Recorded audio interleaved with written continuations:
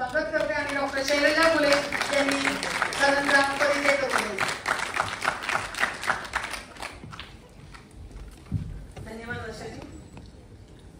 हरिओम. खरं तर आज मला खूप आनंद होतोय की अशा मोठ्या व्यक्तिमत्वाचा परिचय करून देण्याचं काम माझ्याकडे आलेलं आहे.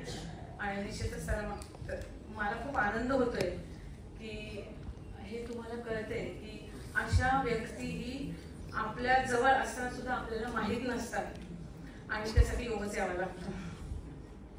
तर डॉक्टर मनमथजी घरोटे सर संचालक आहेत लोणावळा योग इन्स्टिट्यूट इंडियाचे.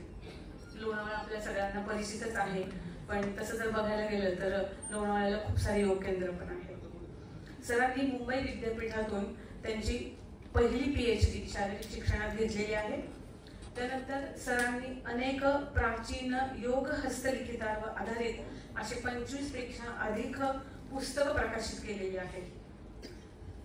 तर बघायला गेलं तर ही लिस्ट अशी आहे की पारंपरिक योग ग्रंथातील उपचारात्मक संदर्भ असे बरेच विषय आहेत की आपण ऐकलेले पण नसतील. त्यानंतर अमनस्क योग, गोरक्षनाथांचं अमृत वाक्य, योग आणि शारीरिक शिक्षण क्षेत्रात स्वामी कुवलानंद यांचं योगदान. इथे जे योगातील लोक आहेत त्यांना स्वामी कुवलानंदाबद्दल माहितीच आहे. नंतरचं पुस्तक आहे सरांचं सद्गुरू श्री साटम महाराज यांचे चमत्कारिक ज्ञान या अध्यात्माचं सार. नंतर निवडक योग उपनिषद, त्याचे क्रिटिकल एडिशन्स जसं की त्रिशिकी ब्राह्मण उपनिषद. उपनिषद हा विषय अत्यंत अवघड समजायला आणि समजून घ्यायला पण. योग कुंडली उपनिषद, योग चूडामणी उपनिषद, मंडल ब्राह्मण उपनिषद, नादबिंदू उपनिषद. नंतर दत्तात्रेय योगशास्त्र. या व्यतिरिक्त सरांनी 150 पेक्षा जास्त योग विषयावर सेमिनार दिलेले आहेत लॅटिन अमेरिकन कंट्रीज मध्ये. नंतर तिथेच अर्जेंटिना, ब्राझील, पेरू, बोलिव्हिया अशा ठिकाणी सरांचे सेमिनार सतत चालू असतात. त्यामुळे सर इंडियात कमी आणि आउट ऑफ इंडिया जास्त असतात. या व्यतिरिक्त युरोपियन कंट्री जसं की जर्मनी, इटली, नॉर्वे, पोर्तुगल इथे सरांचे सेमिनार चालू असतात. एशियन कंट्रीज जपान, चीन, थायलंड, श्रीलंका येथे. या व्यतिरिक्त सरांनी 10 आंतरराष्ट्रीय योग परिषदा आणि 7 आंतरराष्ट्रीय योग कार्यशाळाही घेतलेल्या आहेत.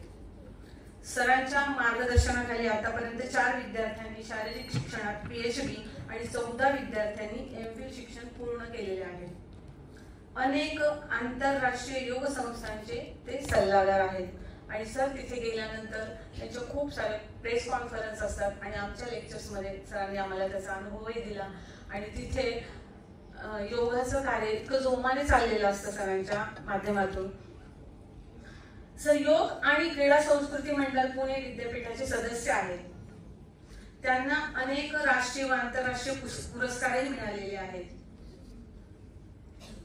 त्यांच्या योग क्षेत्रातील हस्तलिखितांवरील जे काही लिखाण आहे त्या लिखाणाबद्दल म्हणजे त्यांच्या या बहुमोल कार्याबद्दल त्यांना डिलीट ही पदवीही मिळालेली आहे.